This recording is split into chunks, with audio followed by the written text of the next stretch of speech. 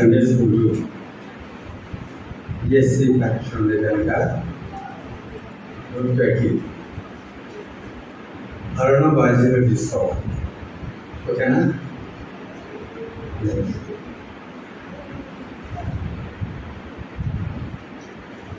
దేవుని మహాకృపను బట్టి మీటింగ్లు చక్కగా జరిగాయి. వాతావరణం వచ్చారు. ఈ ఎండలు తెలియకుండా తగ్గింది. శామ్యాలు ప్రాబ్లం లేకుండా, మైగ్రేషన్ ప్రాబ్లం లేకుండా, అయితే జనరేటర్ కూడా తెచ్చేయడానికి అవసరం లేకపోయింది. తర్వాత వంటలు చేసేవాడు కూడా బాగానే చేశారు అన్నారు. చిన్నవాడు చెప్పారు మంచిది, మనకి బియ్యం 2.5 బస్తాలు మిగిలింది. బస్తాలంటే అది 20 కేజీలు కదా, 2.5 కట్ట మిగిలింది. ఇస్రాలు మిగిలి, గ్యాస్ మిగిలింది. తగిన అయిపోయింది. 6వ నెల 7వ తారీఖున కృతజ్ఞత గుడికి పెట్టుకోవాలని నిర్ణయించాము. మరి ఎంతమందికి పెట్టి చేయాలనేది మీరు అందరూ మాట్లాడుకుని చేయండి.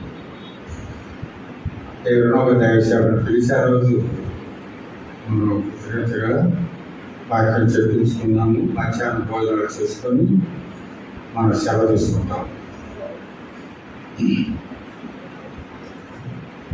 మన ప్రజల సంఘాల్లో సమయానుకూలంగా వాక్యం చెప్పేది చాలా నేర్చుకున్నాం. కొన్ని సమయం లేనప్పుడు 15 నిమిషాలే ముగించేవాళ్ళు ఉన్నారు. నేను కూడా అలా ముగించాను. పెద్ద పెద్ద సేవలైనా సరే సమయాన్ని బట్టి అలవాటు చేసుకోవాలి.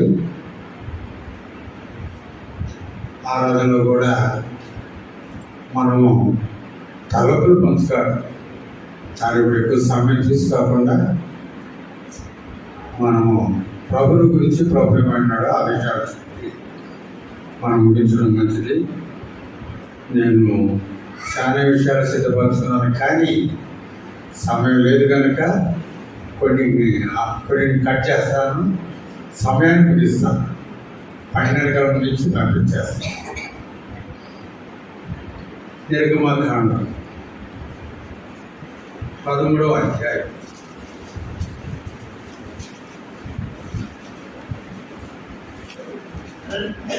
21-22 వచనం. వారు పగలు రాత్రి ప్రయాణం చేసినట్లుగాను యెహోవా త్రోవలో వారిని నడిపించిన కొరకై పగటి వేళ మేఘస్తంభమును వారికి వెలిగించుటకు రాత్రి వేళ అగ్నిస్తంభమును ఉంచింది. వారికి ముందుగా నడుస్తూ వచ్చింది. ఆయన పగటి వేళ మేఘస్తంభమును రాత్రి వేళ అగ్నిస్తంభమును ప్రజల ఎదురు నుండి తొలగింపలేదు. ప్రియులారా, ఈ చదవబడిన లేఖన భాగంలో మన పితరులైనటువంటి ఇశ్రాయేలు ప్రజలకి వారు విమోచించబడిన తర్వాత ఎక్కడి నుంచి విమోచించబడ్డారు? ఐగుప్తు దాస్యం నుండి విడిపించబడ్డారు.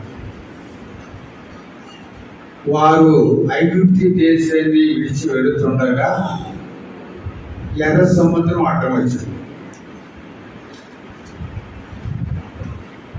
అటు ఐగుప్తు సైన్యాలు వస్తున్నాయి. ఇటు ఇశ్రాయేలు ప్రయాణము ఆ సముద్ర ఒడ్డున ఆగిపోయింది. కనుక శత్రువులు వస్తున్నారు. ఎర్ర సముద్రం అడ్డం వచ్చింది. భయపడిపోయాడు. ఏమి చేయాలి? దేవుడు ఏ విధంగా అయితే ఐగుప్తు దాస్యం నుంచి ప్రజలు మోసించడానికి ఆయన ఇష్టపడ్డాడో ఆ శత్రువు రాకుండా అగ్ని స్తంభాన్ని పెట్టాడు. దగ్గరికి వచ్చారు, ఇశ్రాయేలు ప్రజలు దగ్గరికి వచ్చారు. అప్పుడు కూడా మోషే పైన సణుకున్నారు. ఐగుప్తు నుంచి మమ్మల్ని ఇక్కడ సంపేయడానికి తీసుకొని వచ్చావన్నా. నేడు చూసిన ఐగుప్తులు ఇంక ఎన్నడను చూడరు అని మోషే చెప్పేశాడు. ఆ సైన్యాన్ని అగ్ని సంబంధం ద్వారా ఆపివేశాడు. మోషే ప్రార్థన చేశాడు, ఈ ప్రజలు మరి దాటి వెళ్ళాలి. దేవుడు ఎర్ర సముద్రాన్ని పాయలు చేశాడు. ఆరి నేల మీద ఇస్రాయేలు ప్రజలు నడిపించాడు. ఈ అద్భుత కార్యాలు ఎప్పుడైనా ఎన్నడైనా చూసామా అంటే చూడలేదు. ఈనాడు లోకంలో ప్రజలకు చెప్పినవాడు నమ్మరు. ఆ ఎర్ర సముద్రం పాయలవుట, గోడలోనే అప్పుడు కట్టబడుట, ఆరే నేల మీద ఇశ్రాయేలు ప్రజలు నడిచారు. దేవుని యొక్క ఉద్దేశం ఏంటంటే వారి కాలికి బురద కూడా ఉండకుండా ఆ సముద్ర అడుగు భాగాన్ని ఆరినేలుగా చేశారు. ప్రజలందరూ దాటిపోయారు. ఐగుప్తు సైన్యం దిగింది. ఎట్టైనా సరే వాళ్ళు సంహరించాలి. ఈ ఐగుప్తు సైన్యం అంతా కూడా సముద్రం మధ్యలోకి వెళ్ళగానే సముద్రం పొంగిపోయిన వాడి మీద అందరూ నశించిపోయాడు. చూసారు, ఐగుప్తు నుంచి ఇశ్రాయేలు ప్రజలు దాస్యం నుంచి విడిపించబడి వారు సముద్రం మార్గంలో వెళ్ళినట్టుగా మనం చూస్తున్నాం. కానీ ఇప్పుడు వారు అరణ్యంలో ప్రయాణం చేయాలి. అగ్నిస్తంభం అలాగే ప్రయాణం, రాత్రి వేళ ప్రయాణం చేస్తాం. పగులు మేఘస్తంభాన్ని దేవుడు అనుగ్రహించాడు. పగలంతా కూడా వారి గండ తగలకుండా మేఘస్తంభాన్ని పెట్టాడు. రాత్రి వేళ వెలిగించడానికి అగ్ని స్తంభాన్ని ఇచ్చాడు. అది ఇక్కడ ఏమైందంటే అరణ్యములో ప్రత్యక్ష గుడారము మోషే ద్వారా ఏర్పరచబడినది. ఆ ప్రత్యక్ష గుడారము ఇశ్రాయేలు ప్రజలు ప్రయాణం చేయాలి. మేఘం వచ్చి ఆ ప్రత్యక్ష గుడారం మీద నిలిచింది. ఆ మేఘం ఎప్పుడైతే పైకి ఎత్తబడుతుందో ఇశ్రాయేలు ప్రజలందరూ కూడా తన గుడారం నుంచి ప్రయాణం చేయాలి. ఆ విధంగా దేవుడు వారిని నడిపించాడు. అక్కడ దేవుడు మోషేకి చెప్పిన క్రమం ప్రకారము ఆనాటి ఇశ్రాయేలు ప్రజలు లోబడినట్టుగా చూస్తున్నాం. ఆ మేఘం అయితే ఎప్పటిదాకా ఉంటుందో అప్పటిదాకా ఇశ్రాయేలు ప్రజలు అక్కడే ఉండాలి. వాళ్ళు అనడానికి వీలు లేదు. అది దేవుని యొక్క ఆజ్ఞ. ఒక దినం కావచ్చు, ఒక నెల కావచ్చు, సంవత్సరం తడవడం కావచ్చు. ఆ సంవత్సరం ఎంత అయినా కూడా ప్రజలు ఆ గుడారాలోనే ఉన్నారు. సంవత్సరం తర్వాత మేఘం పైకి ఎత్తబడిన తర్వాత వారు ప్రయాణం చేయాలి. కానీ ఈ ప్రత్యక్ష గుడారం యొక్క సామాన్లు కూడా ఖాళీలు మోసుకొని వెళ్ళాలి. కానీ ఆ విధంగా వారి ప్రయాణం అనగా సాగింది. కానీ ఎంతవరకు సాగిందంటే 40 సంవత్సరాలు సాగింది. కానీ గ్రంథంలో మనం చూసినట్లు వారి చెప్పులు పాతగెలలేదు. వారు క్షేమంగానే ఉండాలి. వారి వస్త్రాలు బాగానే ఉన్నాయి, వారి తిండి బాగానే ఉంది. అయినా అప్పుడప్పుడు ఇసుక్కున్నారు. మనకు కూడా కష్టం వచ్చినప్పుడు ఏ దేవుళ్ళే మన కష్టాలు వచ్చినాయి కదా అనుకోవడానికి వీలేదు. కష్టం రావడం మంచిది. మన ఆత్మీయ జీవితానికి ఎంతో ప్రాధాన్యత ఇస్తాం. కనుక ఆ విధంగా వారు ఇశ్రాయేలు ప్రజలు మోషే పైన సరిగేరు. ఈ అరణ్యంలో శత్రువును తీసుకొని వచ్చాడు. సహీసారమైనటువంటి ఈ ఆహారము అసహ్యంగా ఉన్నదన్నారు. చూసారా? మరి ఎంత ధాన్యం కావాలి, ఎంత ఖర్చు కూడిన మాట. అది దేవుడు వారి విడిచిపెట్టలేని మన్నాను కురిపించాడు. ఉదయాన్నే పాలెం చుట్టూ మన్నాను కురిపించాడు. కొద్దిమేర గింజ అపరూపమనే ఉన్నది. దానికి ఏంటంటే ఇది రుచి ఎంతగానో బాగున్నాను. ఆ విధంగా ఇశ్రాయేలు ప్రజలు నడిపించాడు. మాకు మాంసం లేదు, చనిగేరు కనుక దేవుడు ఊరేగింపు రప్పించాడు. ఎంతగానో బాగున్నాను. ఆ విధంగా ఇశ్రాయేలు ప్రజలు నడిపించాడు. మాకు మాంసం లేదు, చనిగేరు కనుక దేవుడు ఊరేగింపు రప్పించాడు. పాలెం చుట్టూ వాలిపోయినాయి, తనివి తీరా తిన్నారు. ఎవరైనా తక్కువ చేసాడా? 40 సంవత్సరాన్ని చక్కగా పోషించాడు. ఎందుకంటే దేవుని యొక్క ఉద్దేశం ప్రకారం నడబడుతున్నారు కనుక తొలగిపోలేదని చెప్పాడు. కానీ ఇక్కడ ఆ మేఘమే పరిశుద్ధాత్మకు సాదృశ్యంగా మనకు కనబడుతుంది కనుక ఆ మేఘము ఆ ప్రత్యేక గుడాల మీద ఉండటము, అది పైకి వెళ్ళటము, మరి ఆ విధంగా ప్రజలు ప్రయాణం చేయటం. కనుక పాత నిబంధన కాలంలో పరిశుద్ధాత్ముడు ఒకేసారి నుండి పని చేయలేదు. అవసరాన్ని బట్టి ఆ పరిశుద్ధాత్ముడు ఆ కార్యం చేసినట్టుగా చూస్తున్నాం. ఎందుకంటే పాత నిబంధన నియమం కాలాలు కాబట్టి అలాగా జరిగింది. యోహాను సువార్తలో మాట్లాడతాము. యోహాను సువార్త 7వ అధ్యాయము 39వ వచనం చదువుతాం.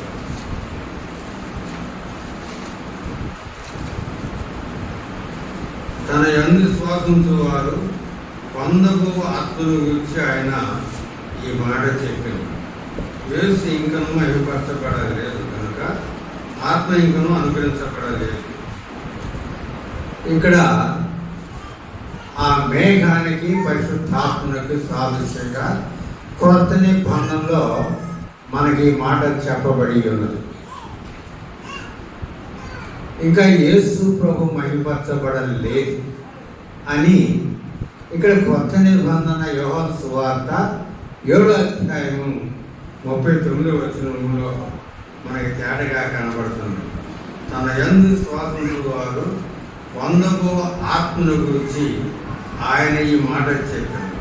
యేసు ఇంకను మహిమపరచబడలేదు కనుక ఆత్మ ఇంకను అనుగ్రహించబడలేదు. ఆత్మ ఇంకా అనుగ్రహించబడలేదు కానీ యేసు ప్రభు భూమి మీద ఉన్నప్పుడు పరిశుద్ధాత్ముడు పైకి వెళ్ళిపోయాడు. ఇంకా ఆత్మ అనుగ్రహించబడలేదని క్రొత్త నిబంధనలో మనకి తేటగా కనబడుతుంది. కనుక ఎందుకు అలాగా చెప్పబడిందంటే దేవుని ఆత్మ కలిగిన వారని మనం చూస్తున్నాం. క్రొత్త నిబంధన సత్య ప్రకారం మనం చూసినట్లయితే యేసు క్రీస్తుని సొంత రక్షకుడుగా అంగీకరించినప్పుడే పరిశుద్ధాత్ముడు ఆ వ్యక్తిలో ఎల్లప్పుడూ పనిచేస్తున్నాడు. ఇది కొత్త నిబంధన సత్యము. కనుక పాత నిబంధన లాగా లేదు. అవసరాన్ని బట్టి ఆ సమయాన్ని బట్టి పరిశుద్ధాత్మను పనిచేసి వెళ్ళిపోయినట్టుగా మనకు కనబడుతుంది. అలాగే గలతీయులకు రాసిన పత్రిక 3వ అధ్యాయము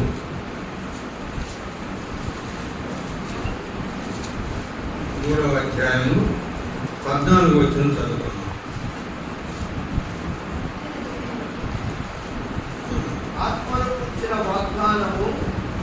ఆత్మను గురించిన వాగ్దానము విశ్వాసము మనకు లభించినట్లు అబ్రహాము పొందిన ఆశీర్వాదమును క్రీస్తు యేసు ద్వారా అన్ని జనులు కలుగు కొరకై క్రీస్తు మన కోసము శాపమై మనను ధర్మశాస్త్ర శాపం నుండి విమోచించెను. ఇందుకు వచ్చి మారు మీద వేలాడిన ప్రతి వాడును శాపగ్రస్తుని రాయబడి ఉన్నది. కనుక మాను మీద వేలాడబడిన వాడు ప్రతివాడు శాపగ్రస్తుడు. యేసు ప్రభు మన శాపాన్ని తీసుకున్నాడు. మన ధనవంతులుగా చేయడానికి ఆయన దరిద్రులకు వచ్చాడు. చూసారా? అందుకని ఆ మాటలు మనకు రాయబడి ఉన్నాయి. ఎందుకు ఆ మాట్లాడిన ఆత్మను గురించిన వాగ్దానము, ఆత్మను గురించిన వాగ్దానం అని చెప్పాడు. అందుకని యేసు ప్రభు ఆయన వెళ్ళిపోతూ నేను 10 దినాల్లోగా ఆదరణకర్తను పంపిస్తానన్నాడు. ఇప్పుడు యేసు ప్రభు ఈ భూమి మీద ఉన్నాడు, పరిశుద్ధాత్ముడు పైన ఉన్నాడు. యేసు ప్రభు నేను వెళ్ళి మీకు ఆదరణకర్తను పంపిస్తానని చెప్పాడు. ఆయన వెళ్ళిన 10 దినాలకి, అనగా వీళ్ళు ఆనాడు నమ్మిన భక్తులు ఏం చేశారంటే ఒకేసారి కూడుకొని, అయ్యా ఆదరణకర్తను పంపిస్తున్నాను అని పంపమని వీళ్ళు ప్రార్థన చేస్తూ ఉన్నాం. కనుక 10 దినాలకి సరిగా లెక్క అటుడు కాకుండా 10 దినాలకి పరిశుద్ధాత్ముడు దిగి వచ్చినట్టుగా చూస్తున్నాం. కానీ ఇప్పుడు పరిశుద్ధాత్ముడు అందరిలో పనిచేస్తున్నాడు. యేసు ప్రభు ఆయన సమాధి లేచిన తర్వాత 40 దినాలు ఉన్నాడు. 40 దినాలు ఉన్న తర్వాత ఆయన పైకి వెళ్ళిపోయాడు, ఆరును వెళ్ళిపోయాడు. సరిగా 10 దినాలకి పరిశుద్ధాత్ముడు కుమ్మరించబడినట్టుగా చూస్తున్నాం. ఆయన ఆదరణకర్తను పంపించాడు. అన్ని భాషల వారు కూర్చున్నారు. ఆ పరిశుద్ధాత్మ నింపుదల కలిగి వారి భాషల్లో అందరికి అర్థమైపోయింది. అది పరిశుద్ధాత్ముడు దిగి రావటము, రక్షణ పొందిన ప్రతి వారిలో పనిచేయటము. ఇప్పుడు పరిశుద్ధాత్ముడు అందరిలో పనిచేస్తున్నాడు. అయితే పరిశుద్ధాత్మని దుఃఖపరచబడి అనే మాట కూడా మనం చెప్పబడింది. మనం ఎప్పుడు నీతిగా ఉండాలి, పరిశుద్ధతగా ఉండాలి. పరిశుద్ధాత్మను దుఃఖపడమని ఉంటాడు. ఎప్పుడైతే మనం ఆయనకి విరోధం ఏదైనా చేసినట్లయితే దుఃఖాన్ని కలుగు చేసిన వారు అవుతాం. జాగ్రత్తగా విశ్వాసంగా మనము ప్రభు కొరకు నమ్మకంగా జీవించాలని చెప్పబడి ఉన్నది. కొరింథీయులకు రాసిన పత్రిక, మొదటి పత్రిక,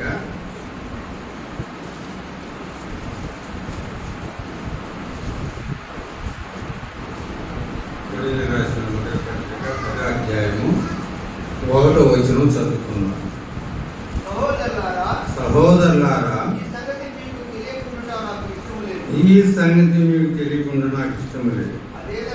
అదేదనగా మన పితరులందరూ మేఘం కింద ఉండిరి. చాలు ఇక్కడ మన పితరులందరూ కూడా మేఘం కింద ఉండిరి. కానీ ఎవరి పితరులు? ఇశ్రాయేలు జనాంగం, ఐగుప్తు నుంచి మోచించబడిన వారు, సముద్రంలో బాప్తిసం పొందినట్టు వారు. ఆ మేఘం ద్వారా వారు విమోచించబడినట్టుగా మనం చూస్తున్నాం. విమోచించబడడానికి ఇదేం గుర్తంటే వారు దేవుని ప్రజలు అని మనం చూస్తున్నాం. అందుకే నా మాట రాయబడింది, సహోదరులారా, ఈ సంగతి మీకు తెలియకుండా నాకు ఇష్టం లేదు. కానీ ఎవరు వస్తున్నారు? అపోస్తలుడు పౌలు ఈ మాట రాస్తున్నాడు. కనుక మన పితరులందరూ కూడా మేఘం కింద ఉండాలి. కనుక నాటి కాలం మేఘం కింద ఉండి అని మాట వస్తుంది. అందుకే ఇందాక చదివిన వాక్య భాగంలో ఆ మేఘము పైకెత్తబడినప్పుడు ఇశ్రాయేలు ప్రజలు ప్రయాణం చేసి ఎత్తబడి అన్న గుడారాల్లోనే నివసించింది అనే మాట చూస్తున్నాం. అంటే దేవుని యొక్క నడిపింపు ప్రకారము నడిపించబడాలి అని చూస్తున్నాం. గమనించండి, మనం కూడా దేవుని ఆత్మ మనలో ఉన్నది కనుక ఆత్మను కలిగిన వారమై మనం వెళ్ళే ప్రతి పని అది దేవుని చిత్తం అవునా కాదని పరీక్షించుకొని వెళ్ళాలని చెప్పి కనపడుతుంది. దేవుని చిత్తం వరకు కనిపెట్టాలి అని మనం చూస్తున్నాం. కానీ దేవుని యొక్క చిత్తానుకూలంగా నడవకపోతే దేవునికి ఆయాస్కారాన్ని పుట్టిస్తున్నాం అని దీని అర్థం. కీర్తన గ్రంథము 78వ కీర్తన.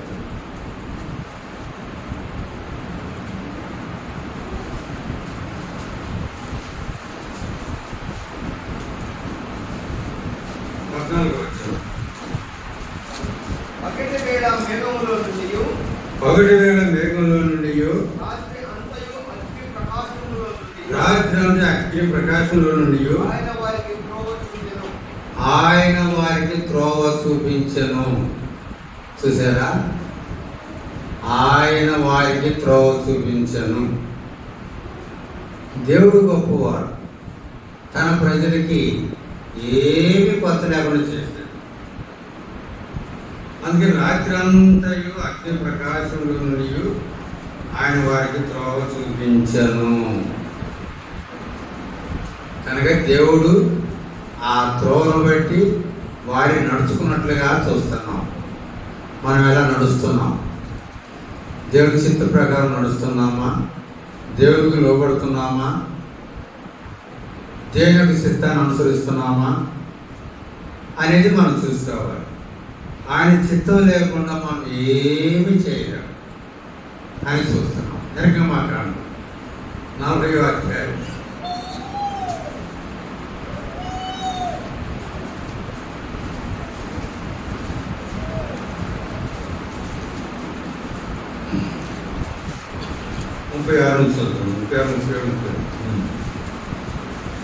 మేఘము మందిరం మీద నుండి పైకి వెళుతున్నప్పుడల్లా ఇశ్రాయేలీయులు ప్రయాణమైపోయి ఇదే వారి ప్రయాణ పద్ధతి. ఆ మేఘం పైకి వెళ్ళని ఎడల అది వెళ్ళు దినము వరకు వారి ప్రయాణము చేయకుండిరి. ఇశ్రాయేలు అందరి కన్నుల ఎదుట పగటి వేళ యెహోవా మేఘము మందిరం మీద ఉంచెను. రాత్రి వేళ అగ్ని దాని మీద ఉండెను. వారి సమస్త ప్రయాణంలో లాగానే జరిగాను. చూసారా? ఇక్కడ సమస్త ప్రాణులాగానే జరిగాను. యెహోవా ఏం చెప్తే అది చేయాలి. ఆ మేఘం పైకి వెళ్తే ప్రయాణం చేయాలి, లేకపోతే వాడు కూర్చొని ఉండాలి. కానీ ఇక్కడ ఆ ప్రత్యక్ష గుడారం మీద మేఘం ఉన్నప్పుడు వారు అక్కడే ఉన్నారు. చుట్టుపక్కల గుడారాలు వేసుకొని ఉన్నారు.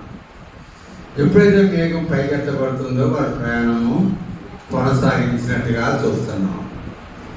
కనుక ఆ విధంగా ఒక దినం కావచ్చు, నెల కావచ్చు, సంవత్సరం కూడా కావచ్చు, వాళ్ళు ఎంతో నిరీక్షణతో ఉన్నారు. ఆ విధంగా వారు ప్రయాణం చేసినట్టుగా మనం చూస్తున్నాం. రోమీయులకు రాసిన పత్రిక 8వ అధ్యాయము 14వ వచనం చదువుకున్నాం. రోమీయులకు రాసిన పత్రిక. దేవుని ఆత్మచేత ఎందరూ నడిపించబడుదురో వారందరూ దేవుని కుమారులయ్యుందురు. కనుక ఇక్కడ దేవుని ఆత్మచేత అన్నాడు, కుమారులయ్యుందురు. ఇక్కడ మాకు లేదన్నట్టుగా ఎందుకు రావద్దు. దేవుని దృష్టిలో అందరూ ఒకటే. కనుక స్త్రీ పురుషుడు దేవుని దృష్టిలో ఒకటే. అందుకని నమ్మిన వారందరూ కూడా దేవుని కుమారులు కుమార్తెలు. రేపు మనం పరలోకి వెళ్ళినప్పుడు ఏకత్వం వస్తుంది, కానీ ఇక్కడ రెండుగా కనపడుతుంది. కానీ ప్రభు పరలోకములు మనం ఏకం చేయడం. అందుకని ఆ మాట దేవుని ఆత్మచేత అందరూ నడిపించబడుదురు, వారు దేవుని కుమారులు అనబడుదురు అనే మాట చూస్తున్నాం. కానీ ఈ విషయంలో అపోస్తలులు యాత్ర చేశారు. అపోస్తలుడు పౌలు ప్రయాణంలో ఐరోపా ఖండం, ఆసియా పలు దేశాల యందు దేవుని ఆత్మచేత నడిపించబడి సువార్త ప్రకటించినట్టుగా మనం చూస్తున్నాం. కొన్నిసార్లు దేవుని ఆత్మ ఆటంకపరిచింది, కానీ ఈ ప్రయాణం మీరు చేయకూడదు అది దేవుని చిత్తము కాదు, కనుక పలానా చోటుకు మీరు వెళ్ళకూడదని దేవుని ఆత్మచేత ప్రేరేపించబడిన వారే దేవుడు చూపెట్టిన మార్గానికి వెళ్ళినట్టుగా చూస్తున్నాం. ఆ విధంగా అపోస్తలుడు పౌలు ఆయన స్వార్థ యాత్రలో ప్రయాణిస్తుండగా లూదియా అనేటువంటి దైవ భక్తురాలు యేసు ప్రభువును నమ్మి నదీ తీరంలో వాడు ప్రార్థన దరుణ వెళ్తుంటే ఆమె తూతేరు పట్టణస్తురాలు, మరి రంగులు కూడా అమ్మేయమా, మంచి వ్యాపారస్తురాలు. కానీ మరి పౌలు స్త్రీలు స్వార్థ చెప్పగా ఆ లూదియా ఉదయము తెరవబడి ప్రభువుని వాడు చేర్చుకుని వాడట్లేదు. అలాగే పుతూరు దేవుడు పట్టినటువంటి స్త్రీ, వీరు సర్వోన్నతమైన దేవుని దాసులు, వీరు దేవుని వాక్యాన్ని చెబుతారని ఆ దైవమే చెబుతారు. ఆమె మారుమనసు పొంది తన యేసు ప్రభు విశ్వాసం నుంచి మారుమనసు పొందినట్టుగా చూస్తున్నాం. లాభం పోయినని చెప్పి ఆమె యజమాని ఏం చేశాడంటే పౌలు స్త్రీలను బంధించి వారిని ఖైదీలు చేయించారు. మన పట్టణాన్ని ఎన్నడూ వెళ్ళలేదు, మరి అలాంటి బోధ తీసుకొచ్చి మనం గలిబిలి చేస్తున్నారు అని వారిని సెరసాల్లో వేసినట్టుగా చూస్తున్నాం. అక్కడ కూడా వారికి ఉండలేదు. పౌలు స్త్రీలు అర్ధరాత్రి వేళ కీర్తనలు పాడుచుండేది, ఖైదీలు వినుచుండేది.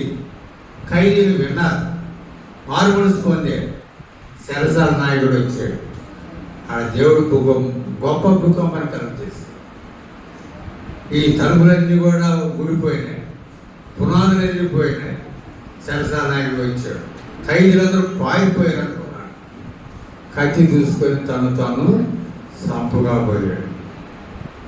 ఏ హాని చేసుకుని వద్దు, మేమందరం ఇక్కడే ఉన్నాం అని పౌలు స్త్రీలు చెప్పినప్పుడు, అయ్యలారా రక్షణ పొందుకుని ఏమి చేయాలి, ప్రభువైన యేసుక్రీస్తుని విశ్వాసం ఉంచి నీవును నీ ఇంటి వారును రక్షణ పొందుతారు అని వారికి వాక్యాన్ని వివరించగా అందరూ రక్షణ పొందారు.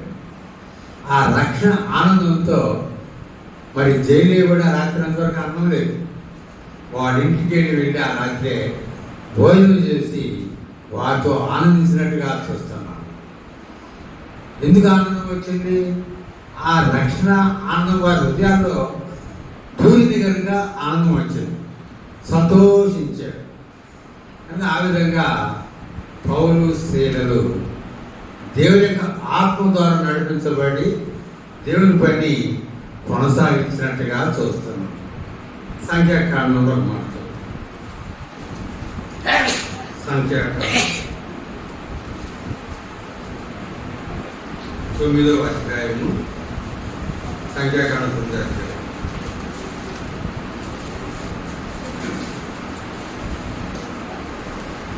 21-22 లేక 22-23. ఆ మేఘము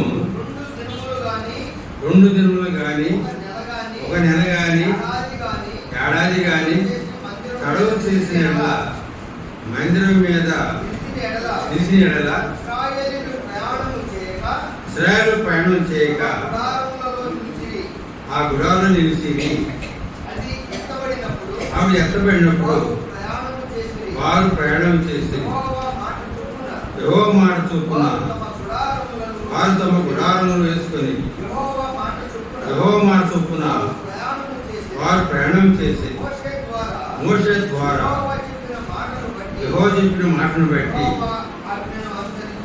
యెహోవా ఆజ్ఞను అనుసరించిరి. చూసారా, వారు దేవుని మాట చూచా తప్పకుండా ఉన్నట్టుగా చూస్తున్నాం. ఆ గుడారం దగ్గరే ఉండి దేవుడు చెప్పినట్టుగా ఉండి దేవుడు చెట్టుగా నడిచి అనే మాట చూస్తున్నాం. కనుక మోషే చెప్పిన మాట ప్రకారము వారు అలాగా చేసినట్టుగా చూస్తున్నాం. మోషే ద్వారా యెహోవా చెప్పిన మాటను బట్టి యెహోవా ఆజ్ఞను అనుసరించి నడిసిరి. మోషే చెప్పిన మాటను బట్టి యెహోవాను అనుసరించి నడిసిరి.